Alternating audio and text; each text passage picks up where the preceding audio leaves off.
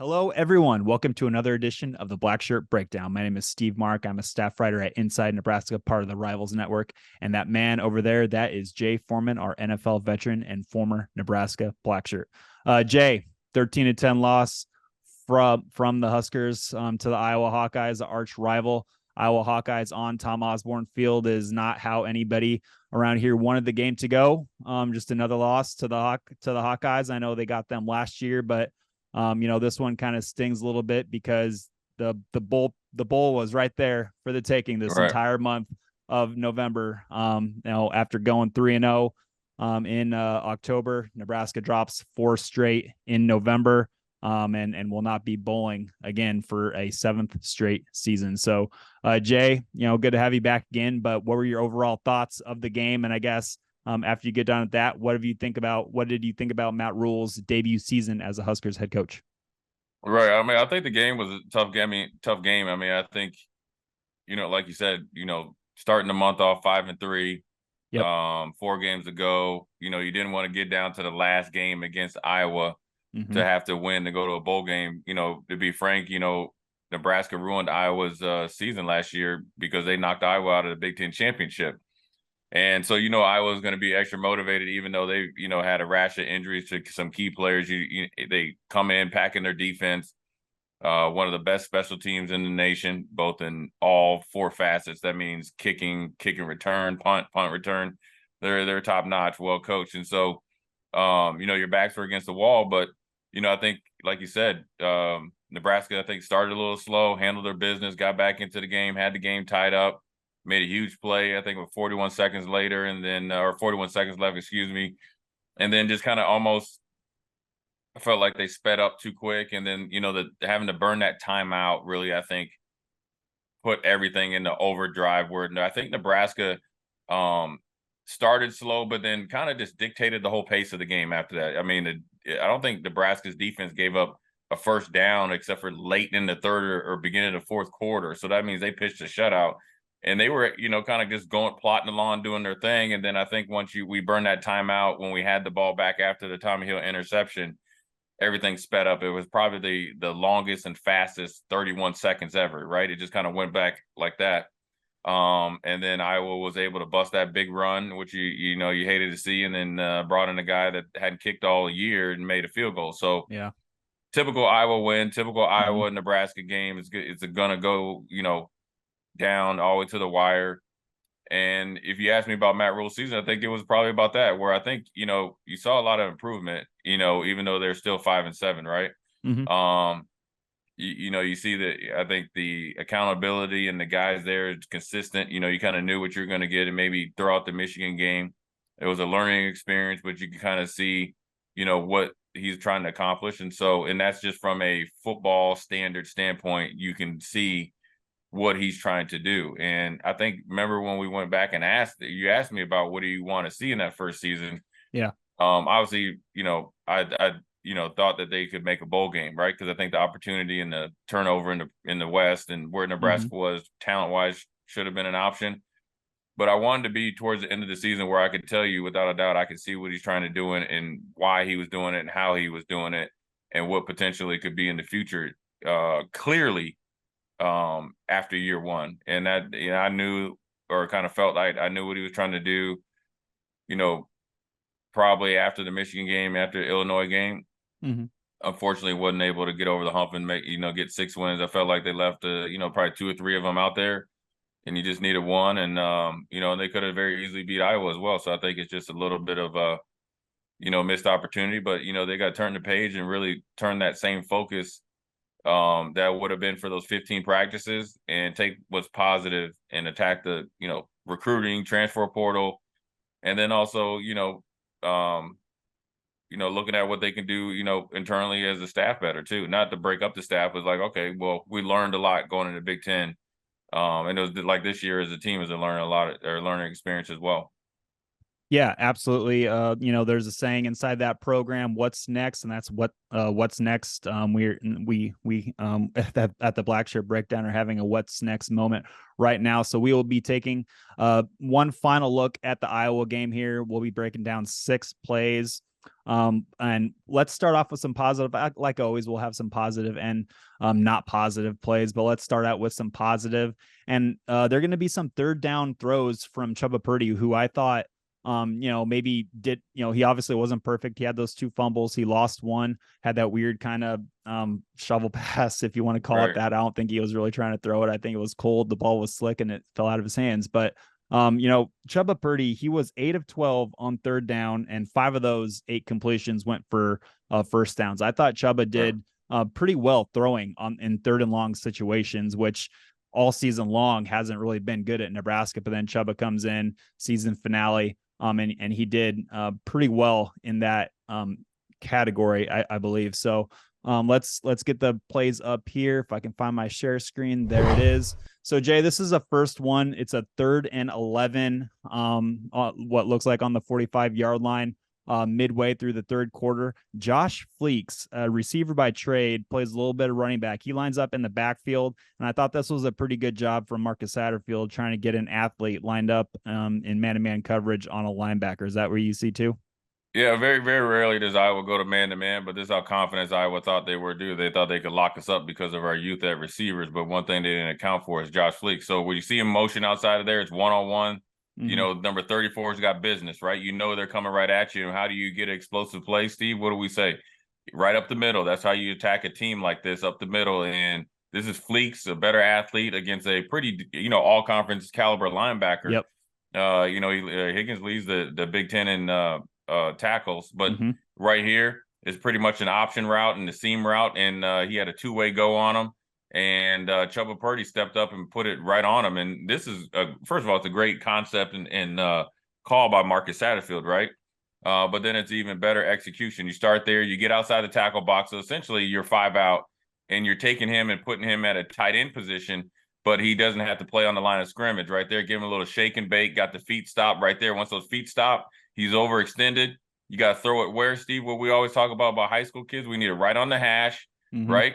Not right by that X right there, because that means that they're playing a too high safety right there, and he can't get there and make a play on that. And so that's a great call, great execution, and even better throw. And it's a good job by Fleeks right here to make some guys miss and get a little bit more yards after catch. So it's a positive. This is what probably gets people excited about Chubba right here, right? You want this thing with this pass right here. You want to split the safeties, right? So if you split the safeties, run it on the hash, bend it in. You call it wind it in. It's like what we used to call as a defender. It's a winding seam route. So they'll wind you outside and then they'll wind you and weave you back inside, right? So right here, they get you. They think you're going outside, right? Potentially a 7 cut. And that's why the safety has to honor that 7 cut. Which is a corner route, because if he tries to drive on this right here and tries to play this right here, the seam route, that 7, they run a corner route, which is, an option route to read the safety, it'll be a touchdown. So good execution, good job there by Fleeks, catching it and making guys miss. Definitely a positive there for Nebraska at a crucial third down. Good pass protection too on what looks like was it a 4-man rush there from Iowa? Yeah, good pass protection from the offensive line as well. Let's head over to the second play now. Chubba Purdy. Again, it's a third and 6. You put the ball in your quarterback's hands, ask him to do something against some pressure, right up the gut, and he finds Billy Kemp right here for an 8-yard gain on 3rd and 6. First down, move the chains. Right here. You see Iowa, even if they're in zone, they're playing close to the line of scrimmage, right? And so they came with a little bit of a zone blitz right there, trying to force them out of the pocket. They, again, miscalculated Chubba Purdy's athletic ability, but a good job with him is escaping towards pressure, because when you run a blitz like this right here, if you pause it right here, Steve, right, you got 1, 2, 3, 4, 7 guys up there at the line of scrimmage, only 6 legitimate blockers.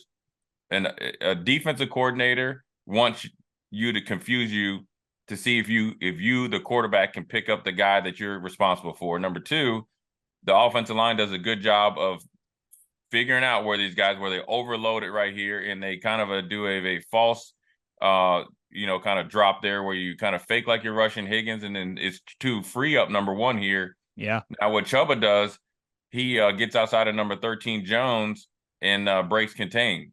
Now what he does a really good job at is having his eyes up, shoulders kind of square to deliver the ball on the run, on target, and on time to Billy Kemp, who does a really good job of beating one-on-one coverage and snapping that route off with enough depth that even when he comes back, it's still a first down. So this is off the charts play right here. Off schedule play right here by Chuba, right? You get they do a good job of confusing Ben Scott right here, right?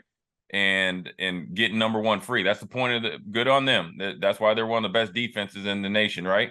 Yeah, 34 didn't even rush. You're right. Yep. Right. So he faked like he was rushing. That's the old San Francisco 49ers Vic Fangio blitz right there. 30's kind of, one-on-one right there. So you're trying to get one guy confused and everybody one-on-one. But the X factor was Chuba Purdy getting outside of the pocket, what we saw last week against, Wisconsin. Yep. And then delivering it on target and on time right there to Billy Kemp. Good job of keeping his feet in bounds, two in bounds. So it's a positive play. Sometimes the Iowa, your opponent dials up the right defense and just makes a good play, which they did.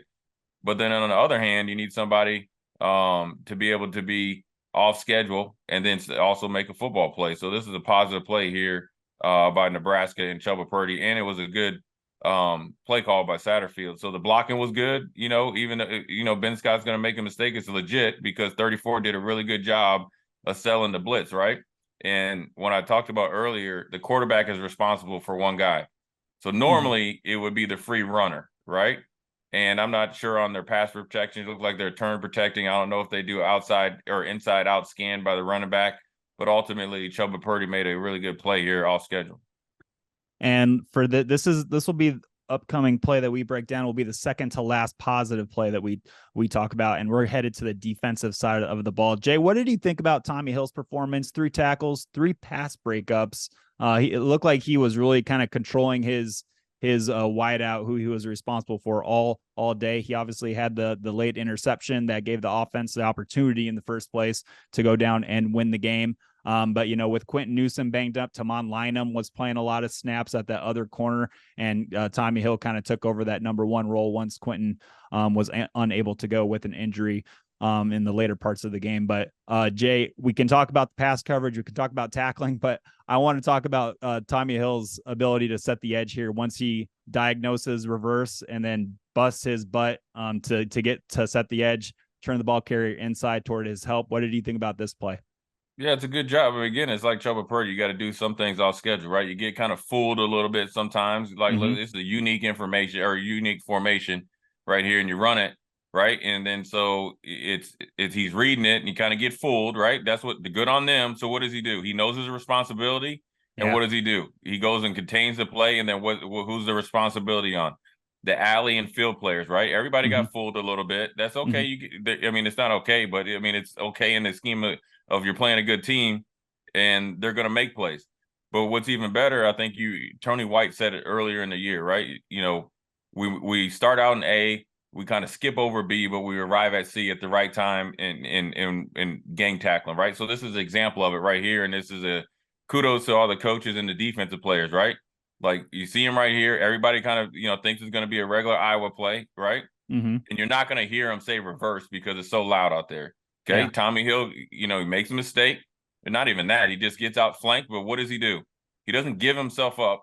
He goes back and does what he's supposed to do, is set the edge and contain the play outside arm free. So that's making a good football play. This is a positive play. Yeah. I call these plays hockey assists, right? He doesn't make the play physically. Then you got Hartzog, and I think it's Gifford, and then you got Sanford, Reimer, and a host of other guys getting there. And it's a minimal gain. So at the beginning of this play, or at the mesh of this play, look how much Nebraska's out leveraged, right? Yeah. Right. Not here, but when the handoff here, right? Right there. When he's about to hand the ball off. Yeah. Nebraska's out leveraged when he hands the ball off right there. Double time. That means you're like double scoop. The double scoop means 87 and 76 can literally set the edge and scoop you like a scoop of ice cream. But what does he do? He beats 76 using his athletic ability because, physically he's not going to be able to do it. Yep. He sets the edge, and then everybody's busting their tail to get there, right? And that's the line of scrimmage, and it's a 2-yard gain. So it's when you talk about the defense doing a better job this year of making, plays and being more consistent and playing up to a standard that they set. Both is by its effort, but then it's his knowledge of the game, but then also of the defense, but then also playing for each other. This is a selfless play right here, right? Because if Tommy Hill decides to go under 76, which is the easy thing to do, he gets himself blocked. And then instead of it being a 2-yard gain, number 3 is getting an 8-9 yard gain because he's able to get the outside because 87 would have been able to block Hartzog. So Tommy Hill actually came back and set the edge on both the blockers by just setting the edge on one. See, if you see that, if Tommy Hill goes inside, Hartzog is automatically blocked right here because number 3 is going to hit the outside. And what are most explosive plays sometimes on the outside, right? Runs like that, you hit the outside, cock the head back, and strike up the band. See how he had the pitter-patter right there? Yeah. That blocked his vision. So even if you wanted to dip in and dip back out, Tommy Hill's right there, and then you use the sideline, then it allowed Malcolm or Hartzog to become a fill player when he would have actually been he would have lost the leverage as well. So look at them. Both of them right here have man-to-man against those guys. Or no, Hartzog's dropping back in zone. He's out leveraged. Hartzog's out leveraged, right? Well, what did he do? It's all that play was made by Tommy Hill. And you got to give Tommy Hill some credit, right? Where kind of started out and put himself in his own doghouse, right? Not reaching his potential. Yep. And just got back to work, got focused, and it became a pretty steady player. One of Matt Rule's, I think, I can't speak for Matt Rule, but he's talking glowingly about Tommy Hill, and Tommy Hill's been playing pretty consistent. Maybe ever since that Colorado game where he had a little bit of a brain fart there against Travis Hunter. He's been playing pretty consistent, and he's had the payoff this year with 4 interceptions. A play like that is just as important as interceptions because it shows growth of him as a player and as a person. Tommy Hill is also, you mentioned, Jay, the 4 interceptions. That's a team high, I believe. And also his pass breakups is near the top at the conference for a Big Ten DB. So Tommy Hill had that turnaround from, like you said, that kind of rough Colorado game. But let's move on here. We'll get these bad plays in here as we like to do with the Blackshirt Breakdown. We show the good and the bad. So for the bad, let's stick with the first down rush offense. So Nebraska did not do well enough on their first down runs. They had 15 first down runs, gain a total of 25 yards. That's just an average of 1.4 yards per carry. So, that just kept a lot of second and longs, third and longs for the offense, which Nebraska's attack isn't really, geared to do right now with the kind of limited quarterback play that they have and receiver play with all the injuries and everything. So, Nebraska's third down average for third down distance was 7.2 yards. Iowa's was only 5.6. So, it's the, once you kind of have that bad first down play that puts you behind the chains, it just kind of creates more problems. And Jay, we have a couple examples of that here. This is just a no gainer on first down, putting the offense behind schedule again. So what did you see here? Obviously Iowa's defensive line kind of sneaks through. Logan Lee, I believe, number 85, playing that 3 technique on Nuri Nueli's shoulder. He sneaks between Nueli and Teddy Prohaska and gets a TFL. Yeah, I mean, look, Iowa's a rugged defense. They know what they're doing. They've been playing essentially the same defense, it seems like, for like 30 years, but they recruit to it and they play to it. And what happened was here is it's the get off, right? And it's probably the split looks like extremely, like if you look at the difference in the splits to the left side to the right side, it's easy to shoot that gap, right? So he gets right in the hip of Nuri, and Iowa stunted into this, right? So what they did is they ran what I call is a TT stunt, right? And even though if you go back, there's like a 0 technique, or maybe he's in a shaded 1, right? So what 85 Lee did is he's going in, right? Right there, but he's reading it, right? And he's coming off, and then it's a late wrap around by 95. And so that's how he's able to split Teddy Prohaska, because they stunted into it. And then that just is I call it the direct access play, right? You directly access to the running back. Anthony Grant stopped, and then it's just, look, it's a play on first down.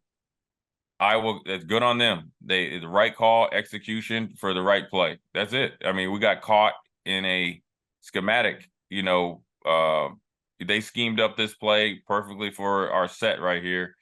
And so it's dead in the water. It's not anything about it's not, you can't even say it's I guess you could say you'd like to have a better call, but it's essentially it was the perfect call for the perfect play for Iowa's defense. So, Iowa they make you win on first and second down, and you win on first and second down by them by controlling the line of scrimmage. And, what they felt that they could do was movement, stunting can kind of create some penetration. I think what they knew also is Nebraska's straight ahead run game hurt them more than what they originally planned for.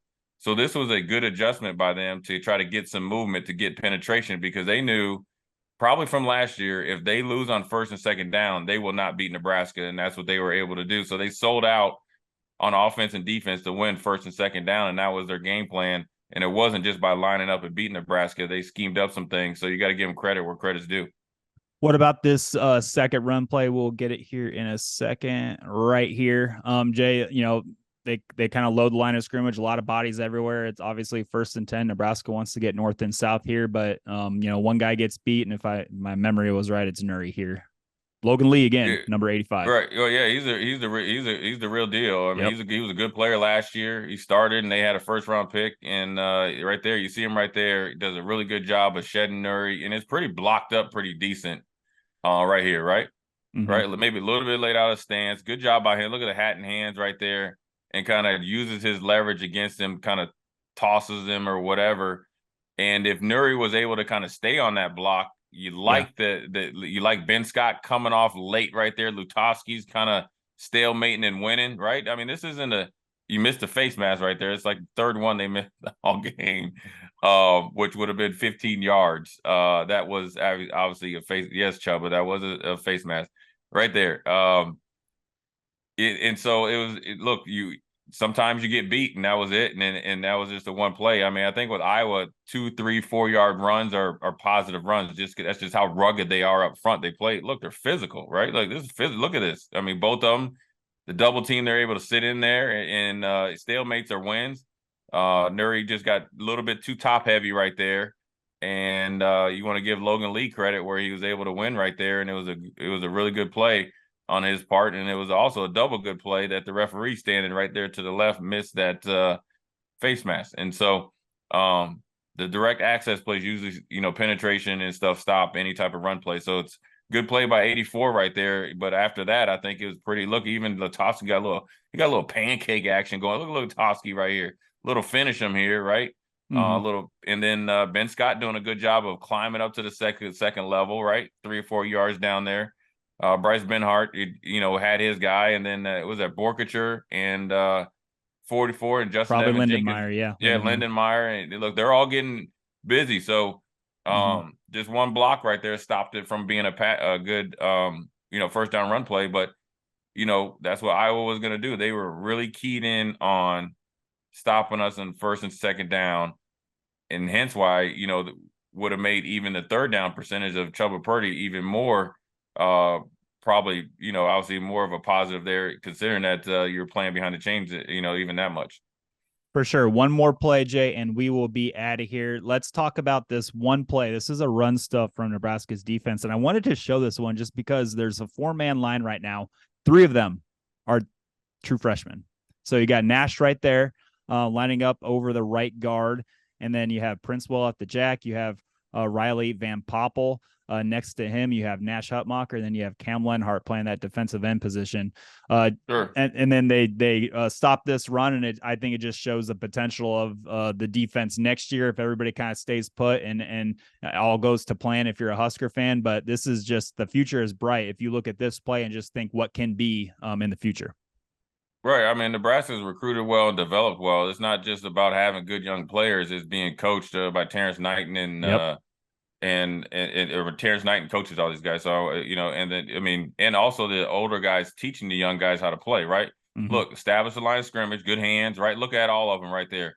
Van Poppel taking on a double team, wipes him right here, uses his leverage. Princewell coming in there, right? Van Poppel's at free, right? There they go. Both of them right there doing their job. And there's Cam Lenhart and Nash is right in the middle. So, yes, the future is bright. Now, I mean, sure, you could always worry about them. I think this staff is really.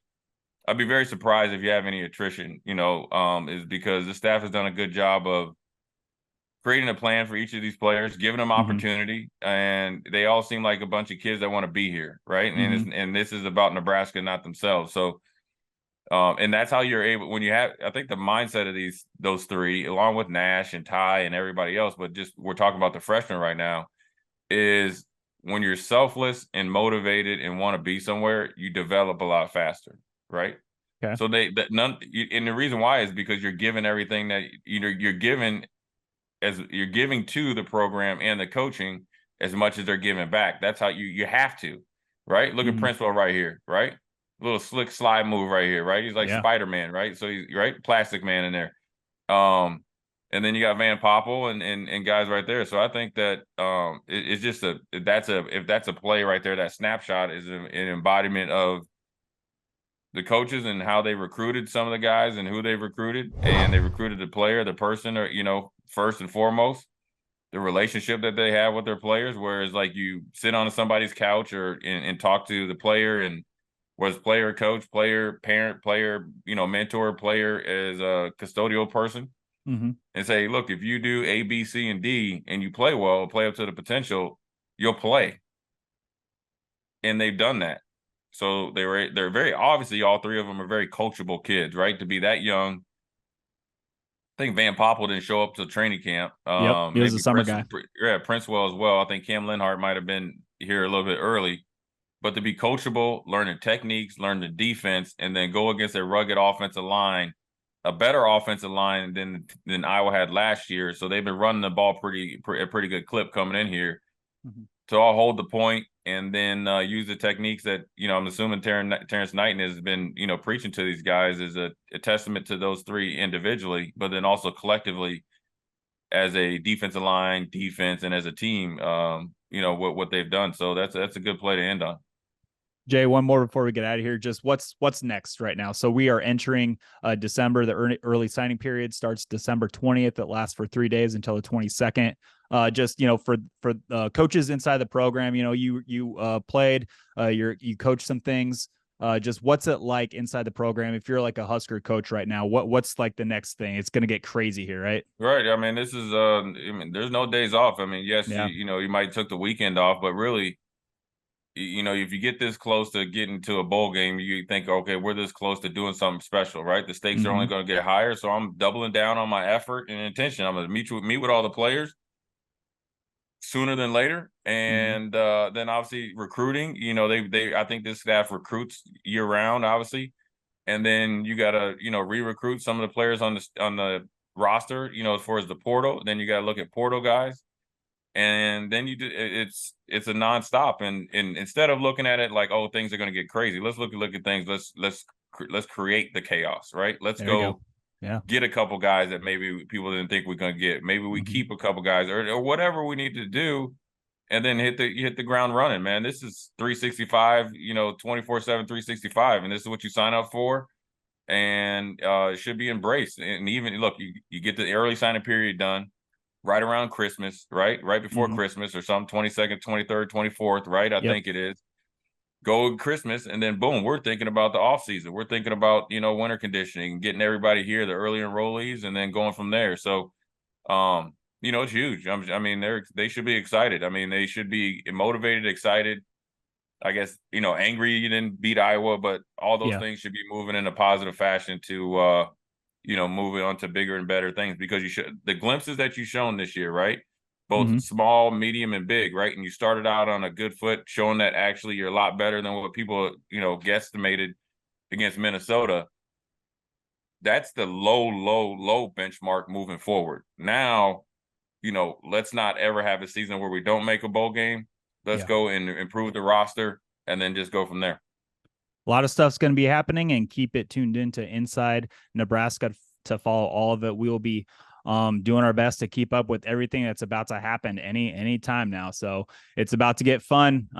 So for Steve Marik, that is Jay Foreman, and that was another edition of the Blackshirt Breakdown, Iowa style. We'll catch y'all later.